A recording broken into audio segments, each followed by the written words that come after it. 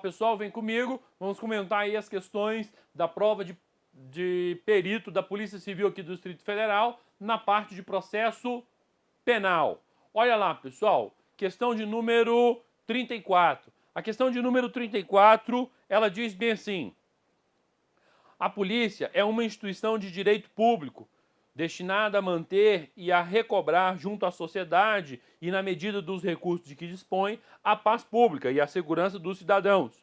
Entre outras medidas, a Polícia Judiciária utiliza-se do inquérito policial para a concretização de uma das fases da persecução penal, tornando-o, apesar de prescindível, aí você já vai anotar, é dispensável, um procedimento inquisitorial de grande relevância para a atividade investigativa. Falou inquisitorial, você vai lembrar o quê, pessoal? Ó, não há, então, contraditório, não é isso? Contraditório. E não há também o quê? Ampla defesa. Aí, com base nessas informações acerca do inquérito policial, assinale a alternativa correta. A letra A diz bem assim, pessoal, lá, ó. A autoridade policial pode arquivar autos do inquérito policial, conforme o Código de Processo Penal. Toda vez que eu leio essa figura, me dá um ódio no coração. Por quê, pessoal? Porque talvez esse seja um dos temas que mais cai em concurso público. E ainda tem gente que tem a audácia, o desaforo de errar esse negócio. Não dá para errar isso, pessoal. O artigo 17 do Código de Processo Penal, ele é taxativo. Ele vem dizendo que a autoridade policial não pode arquivar os autos do inquérito policial, ponto final. Quem arquiva, pessoal? Quem arquiva é o juiz. É uma decisão judicial. É o juiz que vai arquivar. E ele vai arquivar mediante o quê? Um requerimento do Ministério Público. A autoridade policial não arquiva. Professor, mas não tem nenhuma exceção. Não existe exceção. Essa é uma regra, pessoal, que não comporta nenhuma exceção. Quer um negócio mais fácil do que isso? Dentro do direito, quase tudo comporta exceção. E essa é uma regra que não tem nenhuma exceção. A autoridade policial não pode arquivar, ponto final.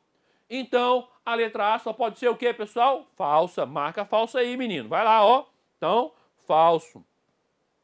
A letra B diz bem assim: a ausência do relatório vicia o inquérito policial, pois é parte integrante e imprescindível para a constituição dos elementos de indiciamento. Pessoal, lá no enunciado, a gente não leu que ele é prescindível. Se ele é prescindível, significa o quê? Que ele é dispensável. Se eu posso dispensar todo o inquérito policial, eu posso dispensar parte? Posso. Se eu posso dispensar todo o inquérito policial, eu posso dispensar só o relatório? Posso, ok? Então, a existência do relatório, pessoal, dentro do inquérito, ele é prescindível. Eu vou dar um exemplo. Imagine que o inquérito policial está a caminho e no meio dele, sem o relatório, o promotor de justiça pega e fala bem assim: eu já tenho elementos suficientes aqui para oferecer a denúncia. Ele pega a cópia daquele inquérito, pessoal, oferece a denúncia e não está nem aí para o relatório do delegado.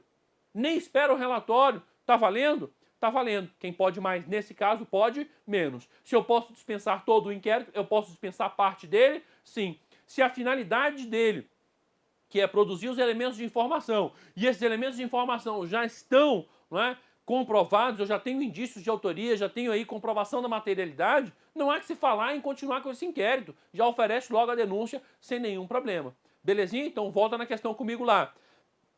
E a letra B fala o quê? A ausência do relatório vicia o inquérito. Sai fora, meu filho. É doido, é? Vicia não.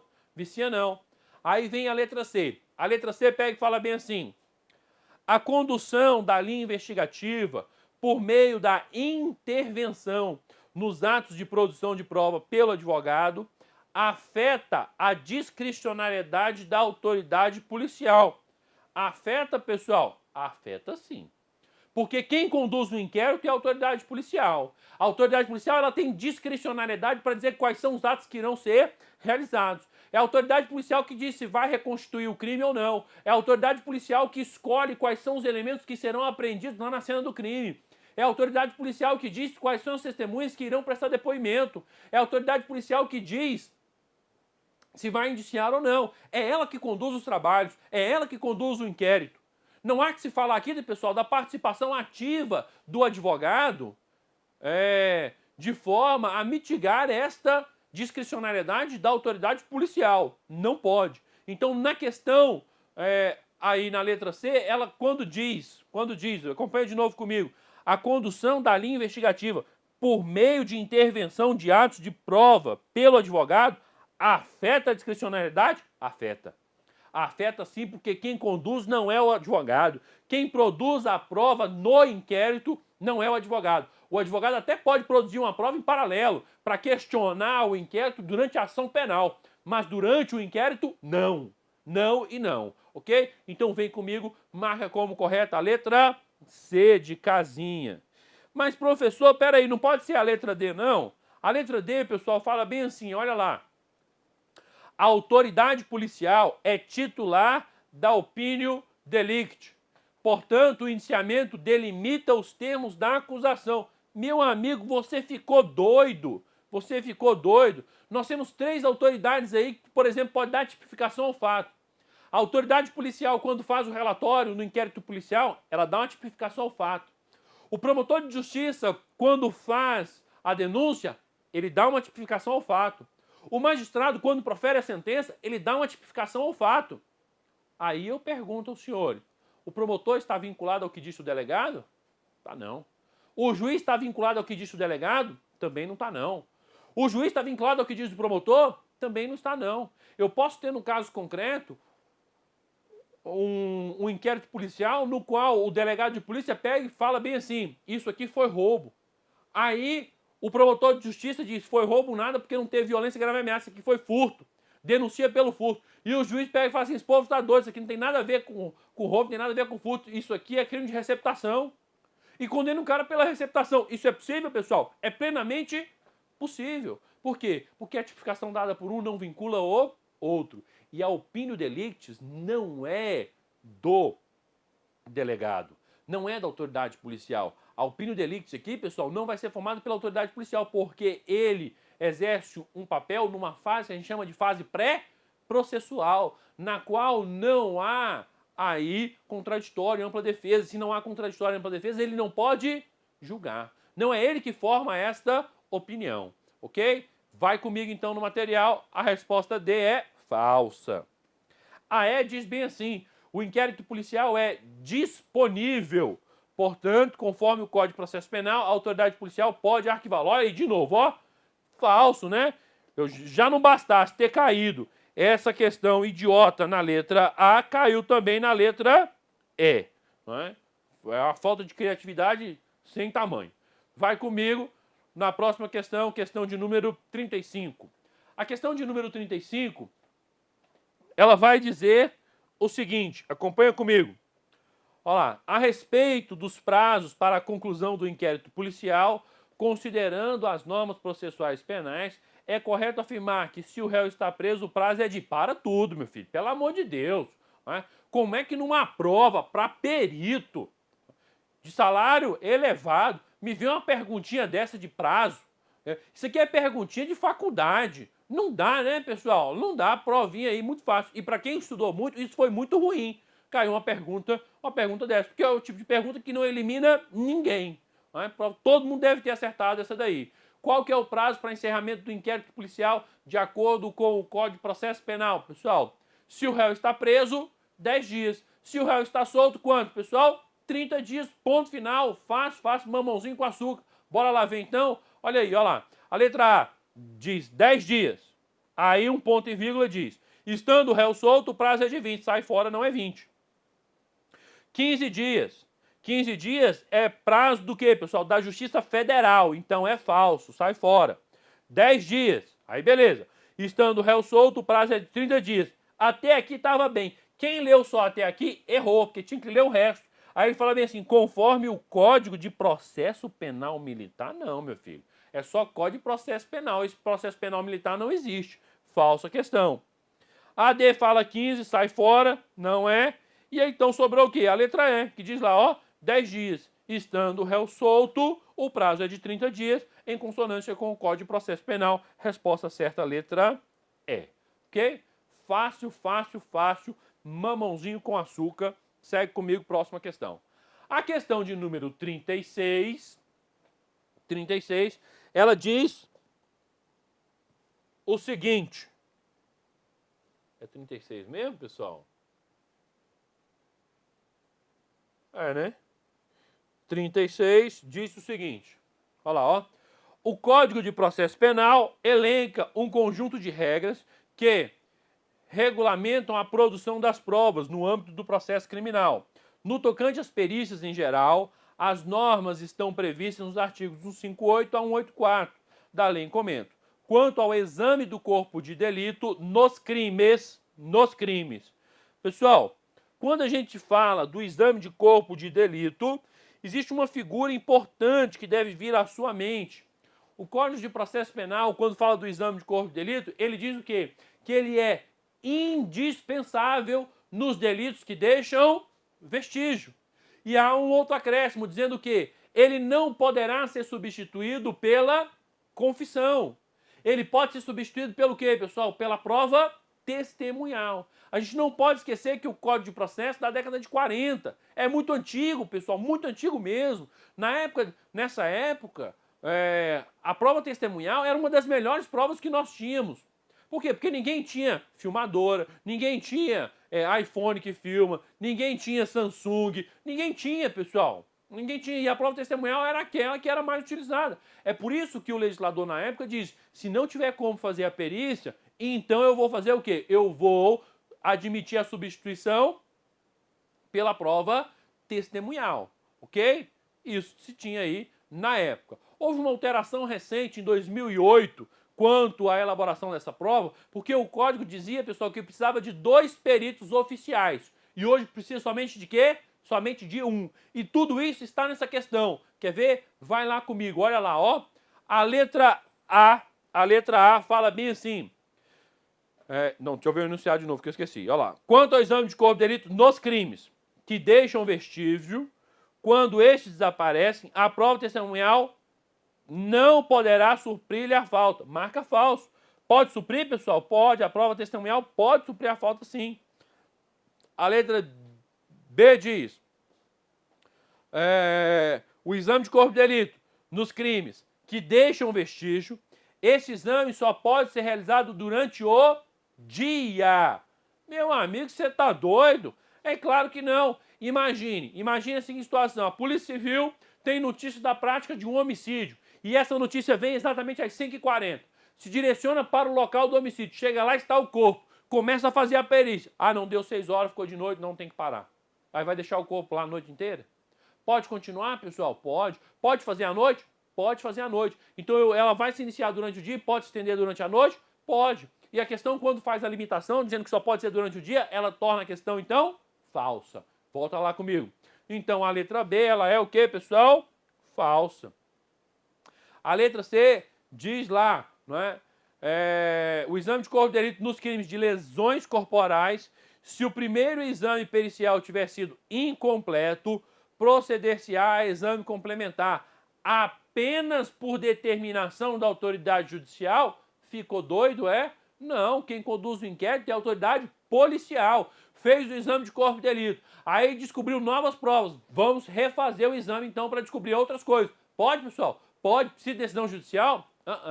O juiz só intervém durante o inquérito, pessoal, naquilo que for urgente, naquilo que for necessário. Ah, tem que fazer busca e apreensão. Ah, não, então precisa de uma ordem judicial.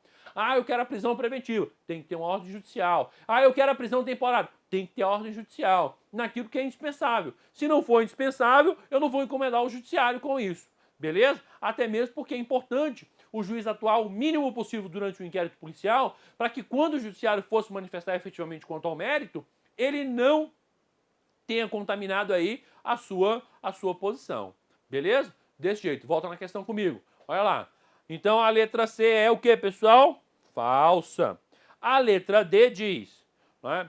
Então lá, o exame de corpo de delito nos crimes que deixam vestígio será indispensável o exame de corpo de delito. Certinho até aqui? Certinho, porque isso diz o código. Direto ou indireto. Não podendo supri-lo o que, pessoal? A confissão do acusado. Marca certo, letra D. A confissão do acusado, pessoal, não serve, inclusive, para gerar um decreto condenatório quando ela existe sozinha no processo. Porque o que motiva as pessoas a uma confissão podem ser vários fatores. Quer ver? A pessoa pode confessar o crime porque ela está sendo ameaçada. Ela pode confessar o crime porque ela tem uma proposta de recompensa. A pessoa chegou para ela e falou bem assim: eu vou te dar 2 milhões de reais se você confessar o crime no meu lugar. 2 milhões, eu vou ficar preso quanto tempo? Ah, vai ficar preso aí uns 2 anos. Pô, para ganhar 2 milhões, eu aceito essa parada aí, bora fazer esse acordo. Então a confissão, pessoal, é uma prova frágil dentro do processo penal. É uma prova mais frágil do que o próprio indício. Eu posso condenar alguém com base em indícios, que concatenados trazem um juízo de certeza. Mas eu não posso condenar uma pessoa com base somente na confissão. Belezinha? Segue comigo no material. Volta lá, olha lá. E ficou faltando a letra E. A letra E diz bem assim: que deixam vestígios. Será indispensável que a perícia seja realizada por 2 peritos. Basta o quê, pessoal? Um perito. Só um perito. Beleza? Então, resposta certa, a letra D. Vai comigo aí na nossa questão de número 37, última questão aí do processo. Olha lá.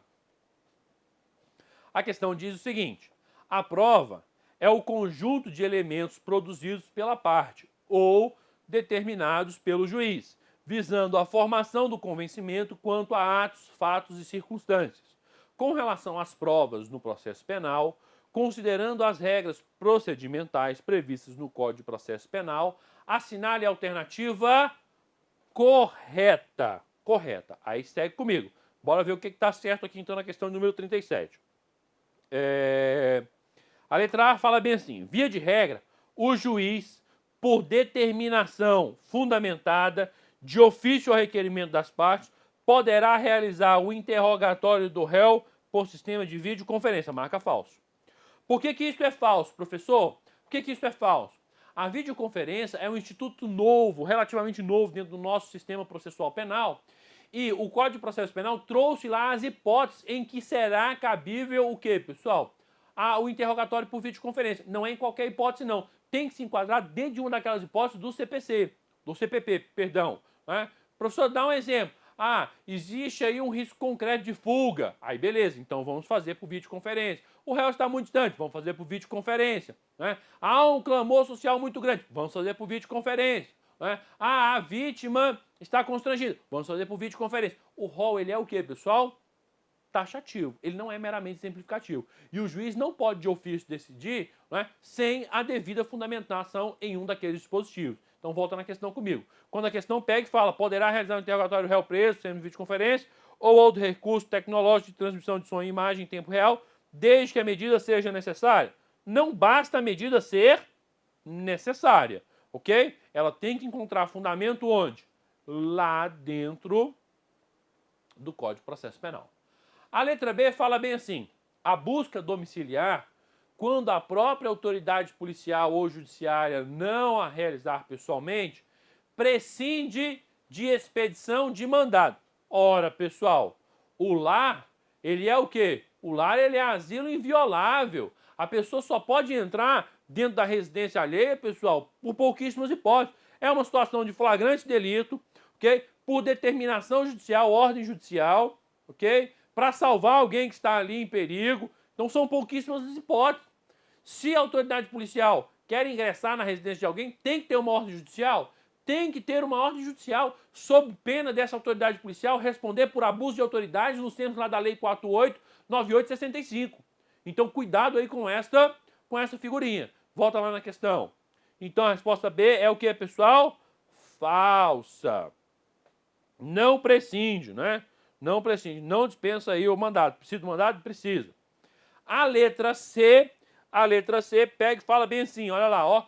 As declarações do ofendido serão reduzidas a termo se, independentemente de intimação para esse fim, deixar de comparecer em juízo sem motivo justo, pois será determinada a sua condução coercitiva. Ora, pessoal, para, não é? Quando ele diz bem assim, as declarações do ofendido serão reduzidas a termo se, independentemente de intimação para esse fim, deixar de comparecer? Não, né, pessoal? Não, eu preciso ter a intimação do ofendido para comparecer. Se intimado, ele é obrigado a comparecer? Sim. Agora, ele é obrigado a falar? Ele não é obrigado a falar. Ele pode escalar? Pode. Não, ó, eu fiquei muito constrangido com esse crime e eu não quero dizer nada. E o Estado não pode obrigar. Ele tem a obrigação de comparecer, mas ele não tem a obrigação de quê, pessoal? De falar. E faça um destaque. Essa obrigação de comparecer já foi objeto de muita divergência na doutrina, porque parte da doutrina dizia o seguinte, né? Ora, obrigar o ofendido a comparecer em juízo, na realidade, é o Estado querendo ser mais vítima do que a própria vítima. Né? Tem aí uma corrente que sustenta nesse sentido. Então, se você responder essa questão, ainda que ela seja minoritária, com base nesse dispositivo, talvez o seu fundamento para o recurso esteja aí. Beleza? Volta comigo lá, então. Na letra dele fala bem assim, ó. Se várias forem as pessoas chamadas a efetuar o reconhecimento de pessoas ou de objetos, farão a prova em conjunto, sendo possível a comunicação entre elas. Pessoal, posso até fazer em conjunto, mas a identificação, mas eu vou permitir a comunicação entre elas? Não. Quando eu falo em conjunto das pessoas que ficam lá na sala para serem reconhecidas. O código diz, se possível, eu vou colocar mais de uma pessoa ali dentro para que a vítima possa identificá-lo. Agora, tem lógica, pessoal, são duas vítimas. Eu colocar as duas vítimas para identificar ao mesmo tempo, a mesma pessoa? Não. Porque uma pode influir na opinião da outra. Não foi ele mesmo, eu tenho certeza. Aí outra, foi ele mesmo. Também tenho certeza. Não. Eu faço a identificação com uma vítima, depois eu venho chamar outra vítima para identificar. Se as duas identificam a mesma pessoa, sendo que uma não teve contato com a outra, a robustez dessa prova é muito maior do que se a identificação fosse em conjunto. Belezinha? Ótimo. Então volta comigo na questão. Então a letra D só pode ser o quê, pessoal? Letra D só pode ser falsa também, né? Aí vai comigo então, letra E. Tem que ser a verdadeira. Aí a letra E fala bem assim, a acariação será admitida entre acusados, entre acusado e testemunha, entre testemunhas, entre acusado ou testemunhas e a pessoa ofendida, e entre as pessoas ofendidas, sempre que divergirem em suas declarações a respeito dos fatos ou circunstâncias relevantes. Aí, belezinha, pessoal? Marca certo, a resposta letra E. Todos estes aí, né, por previsão expressa, podem sofrer aí a acariação. Agora, a acariação é um meio de prova frágil. Frágil por quê? Porque um fala, o outro fala. Se os dois mantêm o posicionamento, como é que eu vou esclarecer? Não tem jeito, a não ser que eu tenha outros elementos de convicção para confrontar ali aqueles que estão sendo acariados, ok? A acariação é colocar o quê, pessoal? Face a face, para ver se eu consigo descobrir quem efetivamente está falando a verdade. Beleza? Uma prova simples, uma prova fácil, sem aí complexidades doutrinárias, sem complexidades jurisprudenciais. Poderia ter cobrado a jurisprudência recente, não é? E não caiu nenhuma questão aí, não é? De temas recentes e polêmicos, não é? Prova relativamente aí fácil. Acredito que boa parte dos senhores devem ter saído bem. Um abraço, pessoal. Foi um prazer poder comentar aqui a prova com os senhores. Até breve.